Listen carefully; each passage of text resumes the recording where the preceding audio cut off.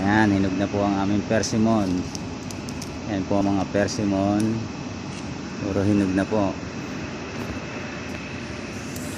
Ayan o, daming bunga o. Pilipinas. Napakamahal nito. Kuha lang po ako ng 2 piraso para makapangain naman. Hinog na po siya. Ayan o.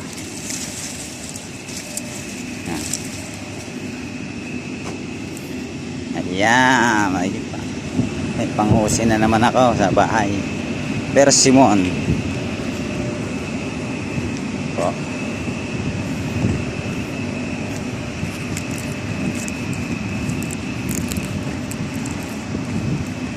Beauty, ha?